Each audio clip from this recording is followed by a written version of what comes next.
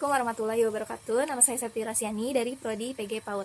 Saya akan menjelaskan cara mengajar di TK dalam metode sentra. Itu ada 4 pijakan. Yang pertama, pijakan penataan lingkungan bermain. Yang kedua, pijakan sebelum bermain. Yang ketiga, pijakan saat bermain. Yang keempat, pijakan sesudah bermain. Oke, jam 7 sampai jam setengah 8 itu kita menyambut anak kita, menyapa anak, beramah-tamah kepada anak, dan bersalaman. Oke, selanjutnya, jurnal dan ikro. Jurnal itu kita siapkan kertas. Anak akan menggambarkan sesuatu di kertas tersebut, gunanya untuk mengetahui bagaimana perasaan dia hari ini.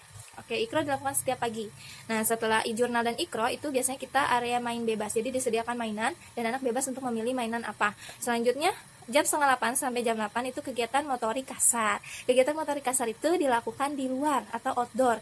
Karena matahari pagi itu bagus untuk anak dan mengandung vitamin D, jadi kita lakukan di luar. Kegiatan motorik kasarnya itu yang menggunakan seluruh anggota tubuh seperti lompat-lompat, bakia, berlari, basket, dan lain-lain. Selanjutnya, kita akan masuk ke sekolah dan melakukan ikrar dengan melingkar terlebih dahulu. Terus kita ikrar, setelah ikrar kita cuci tangan. Cuci tangan itu berbaris. Habis berbarisnya lurus, kita persilakan anak untuk cuci tangan dan tidak lupa mengajarkan cara mencuci tangan yang baik dan benar. Setelah itu, pijakan penataan lingkungan bermain. Itu guru sudah menata mau bermain apa, mau berkegiatan dengan apa.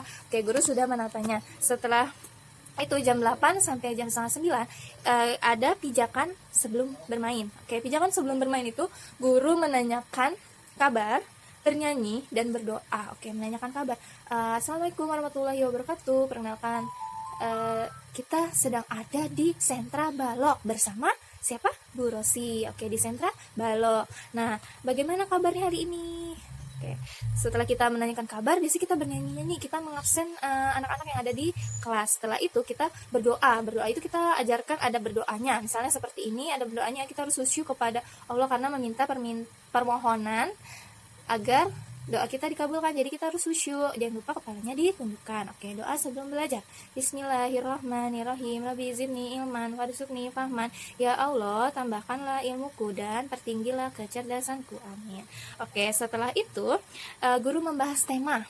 Kita sebutkan dulu harinya. Siapa tahu sekarang hari apa? Hari Senin, Bu. Oke, hari Senin. Nah, tanggal 17 bulan Februari tahun 2020.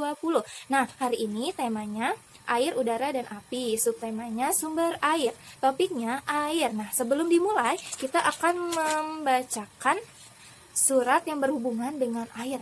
Ada surat Quran surat An-Nahl 16 ayat 3. Oke, yang berbunyi Huwallazi anzala minas sama'i ma'an lakum minhu syarabu wa minhu sajarun fihi tusimun.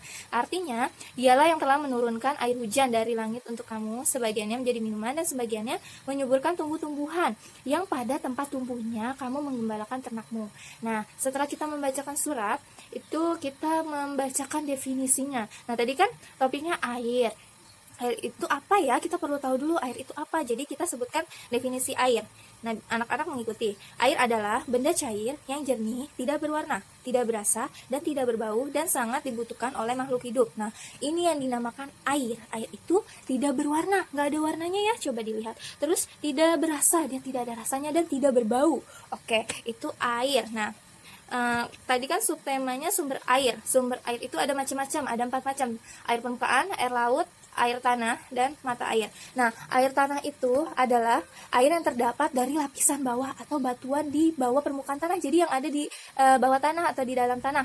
Oke, selanjutnya air laut. Air laut itu air yang berasal dari samudra. Air laut itu dipenuhi dengan garam mineral yang terdapat di batu-batuan dan tanah. Jadi di dalamnya itu mengandung rasa yang asin ya, air laut. Selanjutnya air permukaan. Air permukaan itu adalah air yang terkumpul di atas tanah atau mata air. Nah, jadi air yang ada di atas tanah seperti danau, sungai, laut.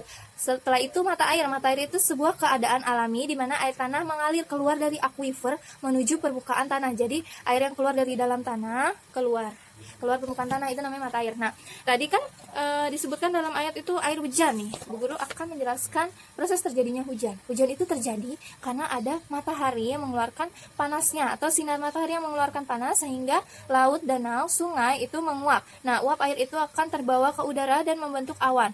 Awan akan semakin lama semakin membesar dan turun titik-titik air hujan. Nah, hujan akan meresap ke gunung, terbawa oleh tanah, diserap oleh tanah, terus akan tertampung di laut, danau, dan sungai. Ini proses terjadinya hujan.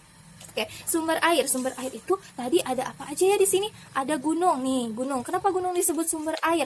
Karena gunung itu di dalamnya terdapat air. Terus di sini juga ada pepohonan. Pepohonan itu disebut sumber air karena di dalam pohon itu banyak mengandung air. Kan tadi kan air meresap ke dalam tanah. Nah, pohon kan tumbuh itu akarnya di dalam tanah, jadi menyerap air yang ada di dalam tanah sehingga pohon juga termasuk sumber air. Oke, di sini ada laut. Laut itu tempat menampung air.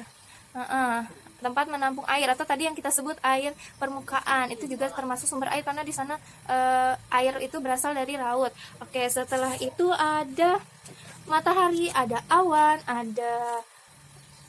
ada uapnya, ada awannya udah tadi, awan, matahari, uap, dan masih banyak lagi. Oke, sekarang kita akan menulis kosakata. Tadi kan Bu Guru sudah menjelaskan apa itu sumber air.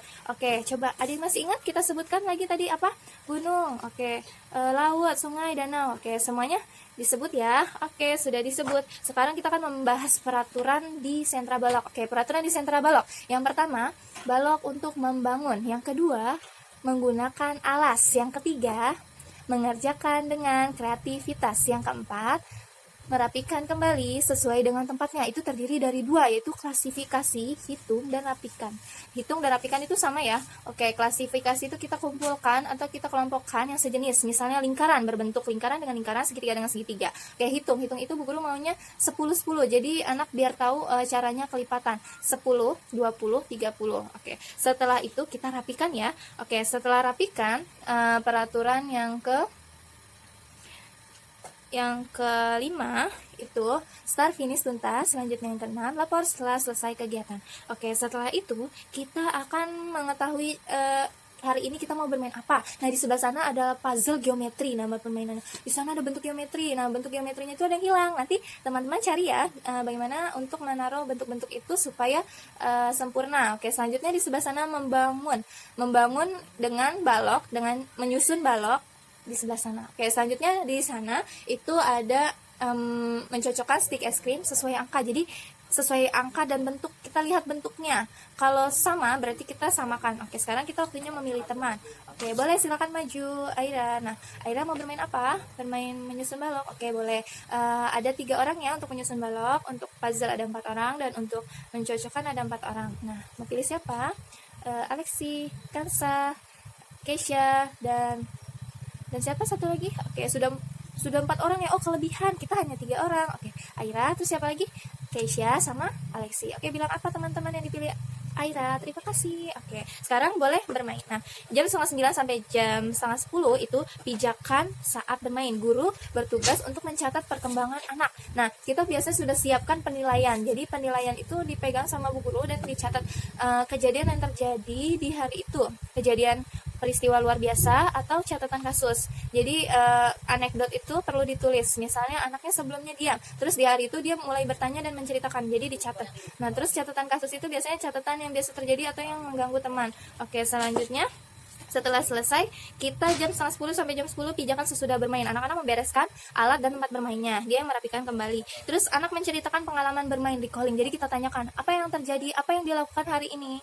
Nanti anak-anak akan menjawab. Setelah itu, istirahat. Istirahat itu kita biasanya adakan game cuci tangan. Game cuci tangan itu permainan singkat yang dilakukan sebelum makan atau sebelum cuci tangan. Setelah cuci tangan, kita berdoa. Terus habis berdoa, mereka makan. Setelah makan, persiapan pulang. Persiapan pulang itu biasanya anak-anak bernyanyi bersama untuk menuju pulang, terus berdoa sama ya, ajarkan untuk ada berdoanya. Angkat kedua tangannya, tundukkan kepalanya, doa sesudah makan, dan membaca surat al-asri wal asr. Terus selanjutnya menuju pulang juga bisa melakukan kegiatan games atau kegiatan pulang. Nah, itu kegiatan singkat aja.